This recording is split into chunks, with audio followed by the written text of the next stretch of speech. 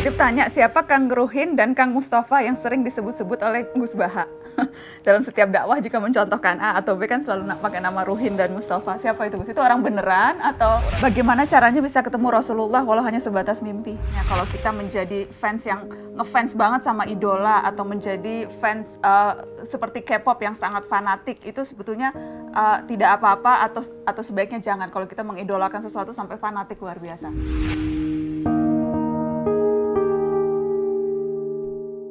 Gus, putra-putri 3 ya Gus? Iya. Ada keinginan meneruskan jejak atau jadi minimal jadi santri atau belajar tafsir Al-Quran atau? Ya kalau keinginan iya, tapi ya alami tadi. Karena kalau nggak pilihannya anak-anak juga repot. Tapi insya Allah kalau kultur di kampung ya, di tradisi keluarga kami kan khas. Sehingga dibentuk, tidak dibentuk, disuruh, tidak disuruh ya arahnya ke sana. Karena ini cerita sedikit. Dulu bapak itu sangat dekat ke teori keilmuan. Ada seorang yang terlalu stakeng, terlalu keras pada anaknya, sehingga di rumahnya itu tidak ada TV, nggak ada motor. Singkat cerita, pertama anaknya tahu TV ya dari tetangganya atau dari temannya, naik motor ya diajari temannya.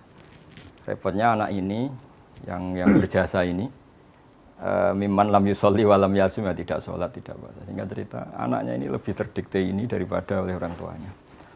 Pas sudah kejadian itu, si orang tuanya sowan ke saya, karena bapak sudah meninggal, cerita bahwa metode Kiai Nur Salim, metode jenengan saya akui Gus gini.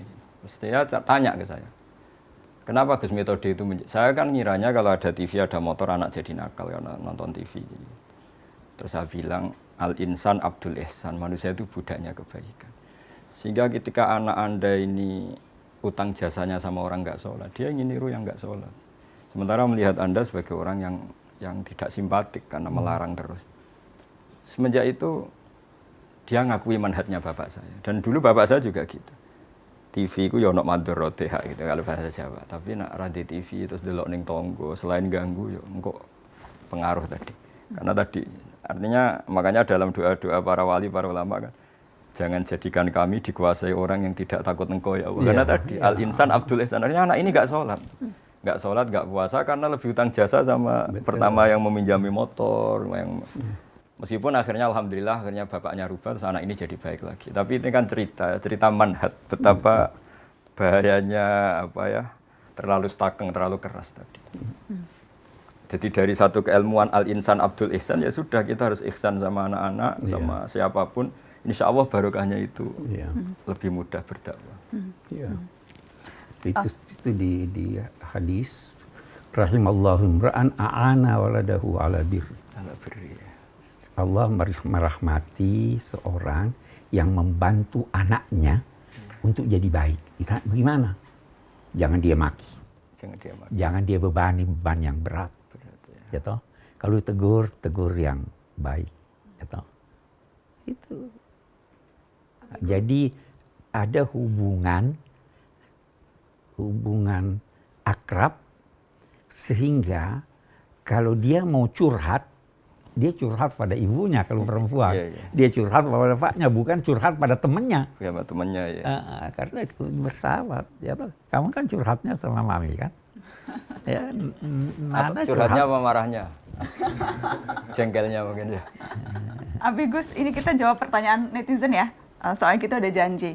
Ini dari Alfi Mai. Mungkin dijawabnya singkat-singkat aja kalau bisa. Gimana sih Abi dan Gus cara istiqomah untuk menghafal Al-Quran?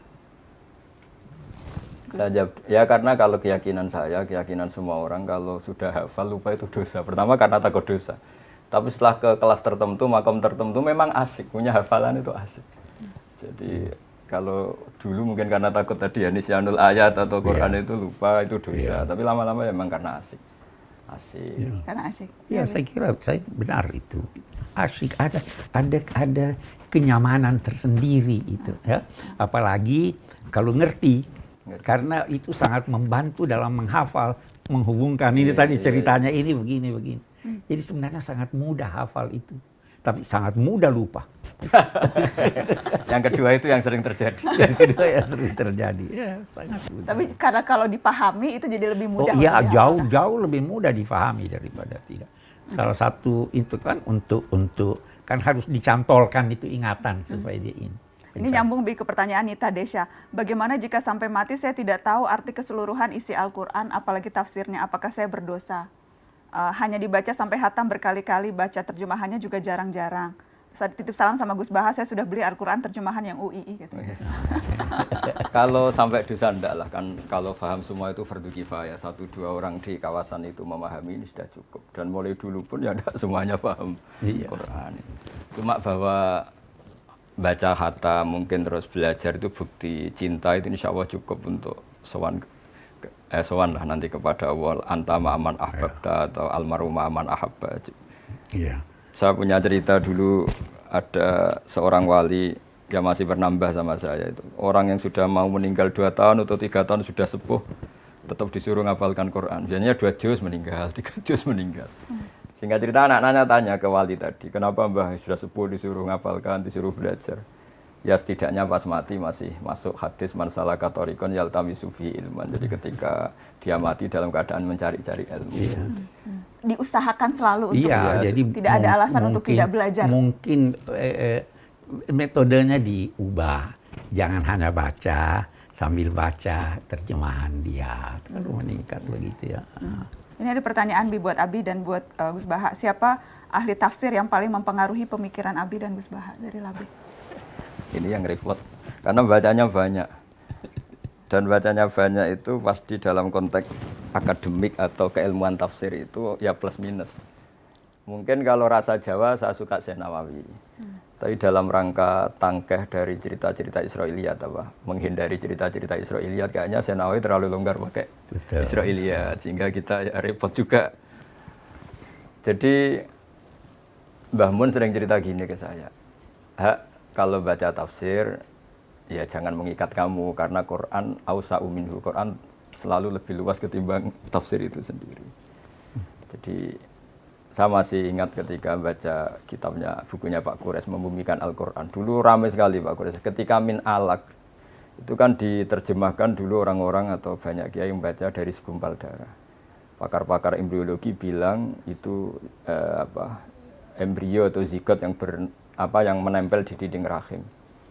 Tapi di banyak tafsir-tafsir modern memang alakin dari kosakata aliko ya'liko alakon, sehingga sesuatu yang menempel. Terus saya bilang, ramai sekali diskusi itu di kalangan kita, ya, di kalangan peneliti muda, pas itu masih sama-sama muda. Kalau tafsir salah, misalnya salah, Qur'annya tidak akan salah, karena makna segumpal darah itu maknanya mufassir, bukan maknanya Qur'an, kata saya. Nah itu akan selalu begitu Mbak Nana di semua ayat. Jadi kalau mufasirnya dalam tanda kutip bisa salah atau memang betul salah, Qur'annya tidak bisa salah karena yahtamilu wujuhan, masih menerima sekian kemungkinan. Ya, prinsipnya tidak ada penafsir Al-Quran yang tidak salah. Saya pasti salah. Bisa jadi benar pada masanya, pada masa lain sudah tidak benar. Bisa jadi benar pada tinjauannya, karena dia punya kecenderungan ini, yang lain punya tinjauan lain. Ya toh, jadi tidak bisa kita berkata hanya dipengaruhi oleh ini. Kalau dia ilmuwan. Kalau dia hanya nyontek ya udah. Jadi seperti Abi, misalnya Abi dipengaruhi oleh banyak sekali. Oh banyak sekali. Terus banyak dipengaruhi, resikonya bisa 2, Pak. Bisa nggak jelas, bisa alim banget. Resikonya ekstrim ya Gus, bisa ekstrim. Ini ada pertanyaan, Fahri Al-Fajar, Abiku. Bagaimana caranya bisa ketemu Rasulullah walau hanya sebatas mimpi? Nah ini Pak Gores yang kasuhan. Ada tuh uraian-uraian ulama tentang itu. Yang pertama teladani. Dan teladani itu bukan hanya pada salatnya, pada hal-hal yang kecil-kecil. Teladani akhlaknya. Teladani bagaimana dia masuk rumah, keluar rumah, itu teladani. Yang kedua, sering selawat. Jadi hati selalu ini. Yang ketiga, berdakwah. Itu 3, ada beberapa cara, tapi itu yang paling ini. Saya kira yang paling sulit itu meneladani. Bagaimana kita meneladani akhlaknya, bagaimana ya banyak sekali. Sehingga hati terpaut dengan beliau Dan dari segi ilmu jiwa juga kan ada itu. Kalau terpaut hati bisa mimpi. Nah, tapi ini kalau Rasulullah itu yang mimpi itu pasti benar. Maksudnya, Mimpi yang pasti benar itu kalau mimpi Rasul. Begitu loh Gus Wah, ya. Walaupun Walaupun fil manam faqad ra'ani haqqan. Nah, Fa inna syaitan la yatamatsalu. dan kita kalau mimpi kita tahu itu bertemu Rasulullah, kita tahu ya. kita Walaupun tahu. kita tidak pernah melihat, Tidak. kita tidak tahu wujudnya, tapi ketika kita tahu mimpi ini itu pasti. Rasul, ya. Dan yang mimpi itu bisa bermacam-macam. Mungkin waktu dia lihat, oh ini kok muda, ini kok tua, dan itu nanti ada tafsirnya lagi. Apanya? Oke. Mimpi Rasul tidak mungkin salah. Mimpi Tuhan pasti salah. Karena laisa kamitslihi syai'un. Iya. Oke. Ini pertanyaannya ringan. Gus, bolehkah mensalawati seseorang supaya bisa berjodoh? Ya kalau harapan terus kepada Allah ya bagus lah. Terus yang dipakai sholawat ya. Wah, ini ada 4-nya. Bagaimana nih? Kalau yang nggak bagus itu kan memaksakan kehendak ya. Kalau harapan kan ya bagus. Oh, iya. Jadi nggak apa-apa bersalawat supaya dapat jodoh? Ya kan di Ini langsung nyatet lagi. Nggak. di antaranya sarana ya, sarana qadul hawa itu supaya hajat kita kesampaian kan memperbanyak sholawat. Apalagi calon itu yang kita idam-idamkan karena kesalehannya, karena kebaikannya kan nggak masalah. Yang penting banyak bersalawat. Oke. Dari Hanum, Assalamualaikum Mbak Nana, tolong tanyakan Gus Baha, kapan mau punya akun Instagram? Masuk kalah sama Abi Quraisy. Nah, itu. Abi juga akun Instagramnya, kadang saya sih yang suka update akun Instagram Abi. Tapi Abi baca ya, Abi baca, Abi ngikutin. Dulu Abi Twitteran, sekarang udah nggak sempet. Tapi Abi tetap up to Ya date. jawabannya kapan-kapan atau memang nggak ingin. Karena tadi saya kan sibuk di rumah itu kan banyak yang ngaji tahfidz itu. Jadi membayangkan santri seneng ikut seneng, kalau kesulitan ngaji ikut. Ya pokoknya alihima anitum lah, kalau melihat santri susah belajar ya kita ikut susah. Betul. Jadi itu udah nyita waktu. Kalau WA aja nggak ada ya Gus, apalagi Nggak ada, Instagram. ya, Instagram. Ini titip tanya, siapa Kang Ruhin dan Kang Mustafa yang sering disebut-sebut oleh Gus Baha? Dalam setiap dakwah jika mencontohkan A atau B kan selalu pakai nama Ruhin dan Mustafa. Siapa itu Gus? Itu orang beneran atau? Orang beneran. Jadi saya itu ngaji kan, saya itu termasuk orang yang menghindari diundang acara-acara publik, kecuali pernah sepuh atau guru. Sehingga sebenarnya ngaji saya itu hanya istiqomah di Jogja sama di rumah. Nah, dulu kan saya kerja di UIPres tapi sambil ngaji. Karena saya ini nggak ngaji memang. Singkat cerita, 2 orang ini termasuk yang pertama. Ketika masih 20, masih di kontrakan Pak Gures, masih ikut ngaji.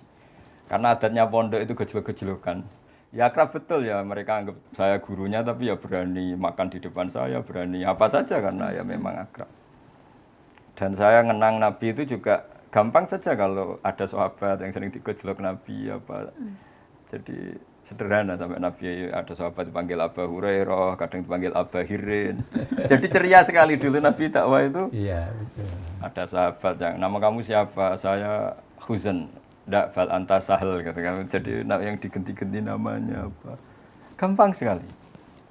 Sehingga saking seringnya nyebut nama itu Nabi kadang ditanya sahabat, ini Ali khosoh apa ini untuk saya tok apa untuk semua? Ya untuk semua.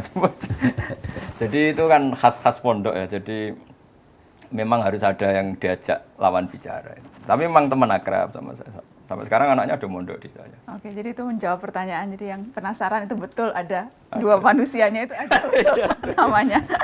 Oke, saya mau kasih kesempatan ke cucu-cucu ponakan. Gimana Izat? Gimana? Ada yang mau tanya ke Gus Baha, mau tanya ke kalau ke Habib udah sering, cuma nggak apa-apa bisa nanya ke Habib juga karena ini Syihab spesial. Tapi kalau Izat mau tanya apa Izat? Jadi bagaimana kita bisa melatih diri agar akhlak kita lebih kuat, terutama kan kita semua kuliah di luar dan mungkin di negara-negara beda value atau nilai-nilainya juga berbeda.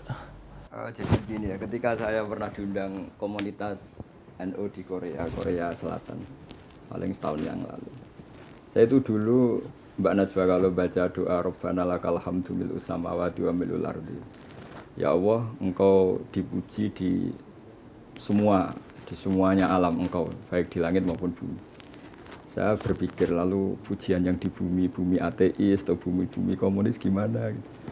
Tapi setelah saya di Korea, ternyata banyak tenaga kerja dari berbagai negara yang bikin masjid, yang sujud. Begitu juga saya sering punya teman yang kuliah di Inggris, di Jerman, mereka juga cerita masih ngaji saya lewat internet, lewat YouTube.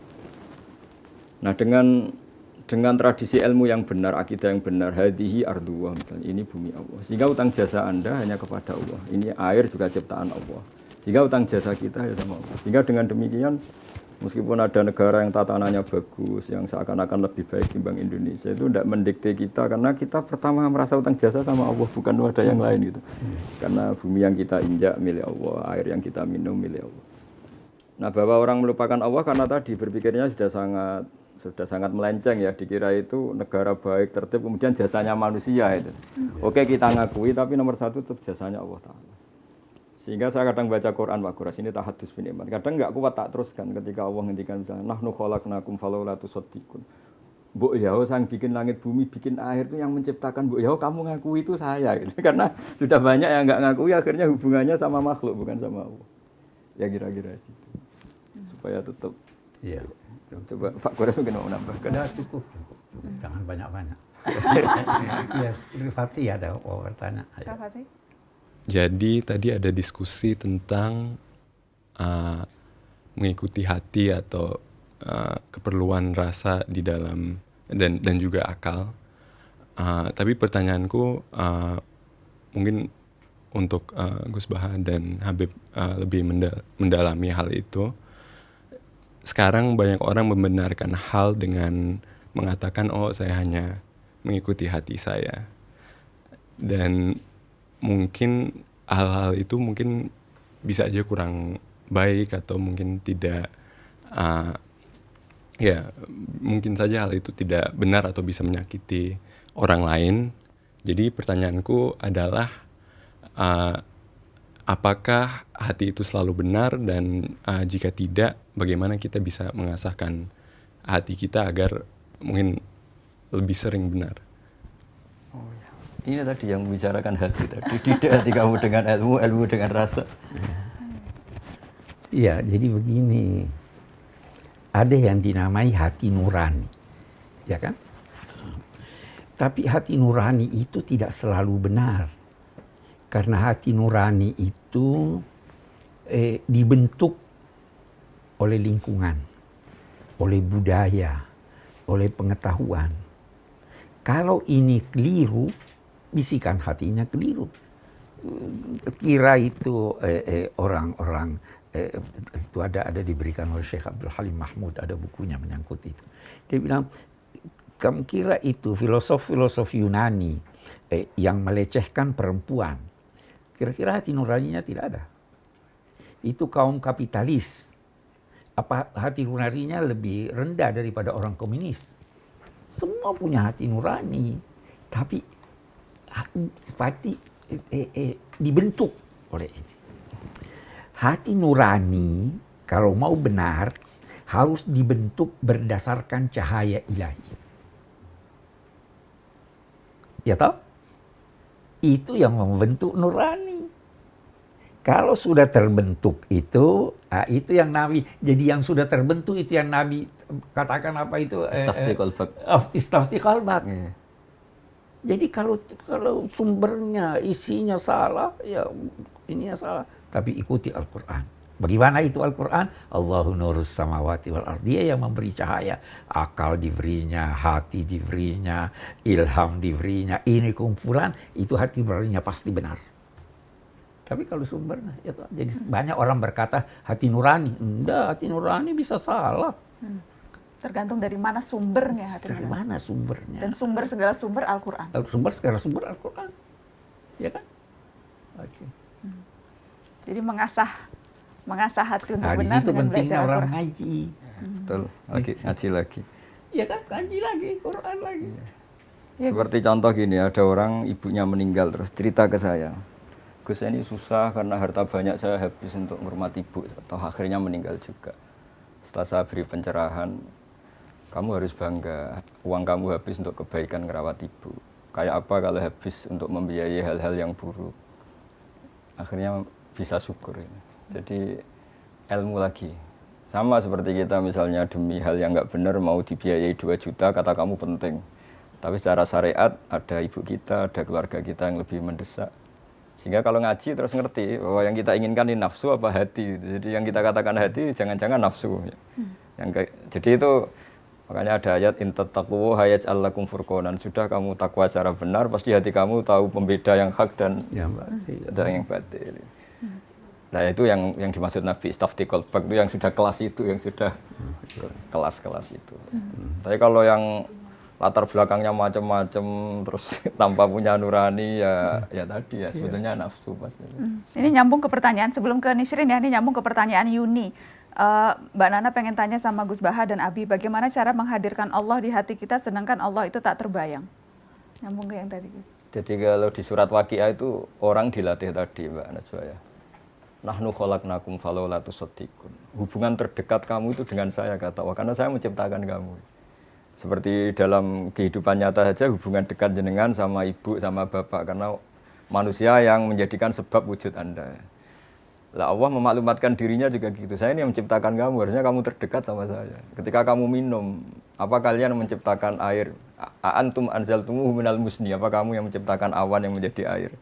Ketika kita bercocok tanam kata Allah, apa kamu yang menghidupkan tanaman itu? Semuanya saya. Nah, dengan merasa tergantung itu kepada Allah ketika kita masih janin ya, dikelola Allah sedemikian rupa di rahim ibu. Kita tidak tahu cara menyediakan Allah oksigen, kita tidak tahu cara Allah mengatur kesediaan air padahal dunia sudah seperti ini. Dengan seperti itu kan sering tergantung sama Allah. Makanya di tafsir itu inti dari tasawuf itu antumul fuqara ila Allah, semua harus merasa butuh sama Allah. Ya, mungkin Pak Graf bisa menambahkan itu. Ya, tapi tambahkan ya. Bisakah Tuhan dilihat? Tidak bisa ya? Sebenarnya bisa. Melalui alam raya. Jadi ada itu istilah tajalli. Tuhan menampakkan dirinya sesuai kemampuan kita melihat. Kita tidak bisa lihat Tuhan. Mata kita terlalu lihat matahari aja tidak bisa lama-lama, ya kan? Maka Tuhan ingin memperkenalkan dirinya. Dia ciptakan alam raya itu tadi yang dibilang khalaqtul khalqa liya'rifuni. Apa? Lihat. Kenapa ada ini? Kenapa ada itu? Tidak mungkin itu ada kalau tidak ada yang mengadakan. Maka lahir, oh ini dia hebat ini. Kok bisa begini, bisa begini, bisa begini. Jadi karena itu dalam konteks mengingat ada yang dinamai jangkar. Jangkar emosi, jangkar ingatan. Itu lihat itu foto yang di atas. Lihat itu terus ingat ayah. Ya, betul. Jangkar untuk kita ingat. Kenapa kita pasang ayat-ayat Quran di rumah? Itu jangkar. Ya toh? Nah, ini orang tidak mau pakai jangkarnya. Jadi dia lupa. Tapi jadikan semuanya jangkar. Semua bisa jadi jangkar. Dengar guntur, ingat Tuhan, ada doanya kan? Subhanallah di yusabbihu ra'du bihamdih. Ya, jadi itu yang diajarkan supaya selalu ingat, oh ini begini. Jadi tidak pernah lupa. Oke. Nishrin? Oke, sebenarnya ini sekalian curhat juga ya. Boleh, nggak apa-apa curhat. Sebenarnya yang aku alamin, baik teman-teman aku juga kayak nggak ngerasa atau nggak tahu makna di balik ritual-ritual tersebut. Nah, gimana kita, mungkin bisa cerita pengalaman sendiri, gimana kita bisa bergerak dari pelajaran-pelajaran agama Islam atau pengertian-pengertian agama Islam yang sebatas ritual doang pada diskusi-diskusi yang lebih dalam, yang lebih spiritual dan bermakna. Jawabannya proses. Ya semuanya itu proses. Dulu saya juga sering ditanya anak-anak SMA, ketika di Jogja sering ditanya anak-anak kuliah, gimana Gus kalau sholat supaya ingat Allah? Terus, padahal saya tidak paham lafaz-lafaz itu, kalimat-kalimat itu maknanya apa. Ya saya jawab, setidaknya kamu dengan sujud tahulah, harus tunduk kepada siapa, kepada Zat yang Maha Besar, Allahu Akbar. Jadi kalau kaidah di kitab usul fikih, ma la yudraku kulluh, la yudraku kulluh. Kalau tidak bisa semua secara total, ya sebagian-sebagiannya kita tahulah. Misalnya makna-makna ayat Quran susah, ya Allah Akbar, Allah Maha Besar. Ketika sujud, implementasi dari ketundukan seorang hamba kepada Allah. terus ada yang sedang punya banyak masalah, sebesar-besar masalah kita masih besar ampunan Allah, rahmat Allah. Kalau kita sudah berusaha mencari calon istri tapi belum berhasil, dapat putus, apakah tandanya kita harus pasrah, Gus? Harusnya mulai usaha juga sudah sambil pasrah. Dari awal harus sudah pasrah. Iya. Ini mesakno, Gus, ini belum dapat putus. Coba tolong ditengahkan. Kalau saya dukun sih terus tak kasih aji-aji, berhubung saya ada dukun ya. Nasihatnya ya sabar aja sambil berusaha. Oh, itu terus berusaha. Saya mau jawab singkat. Kalau Anda mau pasangan laki-laki bagi perempuan, perempuan bagi laki-laki yang sempurna, kawinnya di sorga. Di dunia ini tidak ada yang tidak berkekurangan. Jadi itu pilihlah. Ada pilihan, pilihlah yang agamanya baik. Oke. Setelah itu nanti pilih yang lainnya kan. Fasfar bizatidin, tariwat yadak. Oke. Jadi jangan mencari yang sempurna. Jangan mencari yang Tetap sempurna. usaha. Tidak mungkin dapat yang sempurna. Semua ada kekurangannya. Yang sempurna lamunan saja. Iya. Lamunan saja. Di lamunan. Nisrin, jangan cari yang sempurna. Ini nggak apa-apa ya para jomblo, kita jawab ya supaya tenang hatinya. Dari Musbir, bagaimana cara ta'aruf yang benar menurut syariat agama, Gus? Ya yang nggak ada pelanggaran syariat jawabannya. Simpel, jangan melanggar syariat. Itu cara ta'aruf yang benar. Tapi dekat, berkenalan, mencari tahu itu masih oke kan, Gus? Ya pokoknya kalau masih dalam proses yang baik dan untuk hal yang baik itu kan masih ditoleransi oleh syariat. Iya. Terus tidak Ya huluwah. kunjungi rumahnya, kenalan sama orang tuanya. Kan pantangannya tuh huluwah Pak Guru ya. Iya. Jadi sama-sama keluar. Jangan beli kucing dalam karung. Harus kenal. Harus kenal. Nabi suruh kenal. Dulu merasa cukup dengan melihat. Sekarang tidak. Harus dengar suaranya gimana. Ya kan? Ya, oke. Oke, jadi tetap harus kenal gitu ya. Oke, ini ada lagi kita kumpulkan nih yang jomblo-jomblo biar sekalian. Mana nih satu lagi tadi sebentar. Oh enggak, ini bukan soal jomblo tapi ini juga netizen secara umum. Dari Lestari mau bertanya dong, Mbak Nana, mohon pendapatnya kalau kita menjadi fans yang ngefans banget sama idola atau menjadi fans seperti K-pop yang sangat fanatik, itu sebetulnya tidak apa-apa atau sebaiknya jangan kalau kita mengidolakan sesuatu sampai fanatik luar biasa? Ya lah, pasti jawabannya jangan. Kalau apa-apa berlebihan pasti tidak baik. Karena nanti resikonya gampang kecewa. Oke, jadi segala sesuatu yang berlebihan itu tidak baik, termasuk berlebihan, ngefans berlebihan itu juga tidak baik. Iya, itu dari dulu begitu. Ada orang-orang yang terlalu ngefans pada Nabi, sampai pada Nabi. Begitu ada berita Nabi meninggal, dia murtad. Iya, karena berlebihan. Karena berlebihan. Jangan menilai sesuatu karena ada unsur materi. Jangan menilai sesuatu karena orangnya.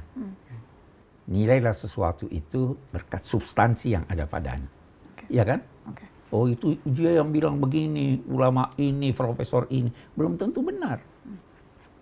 Ya toh, jadi.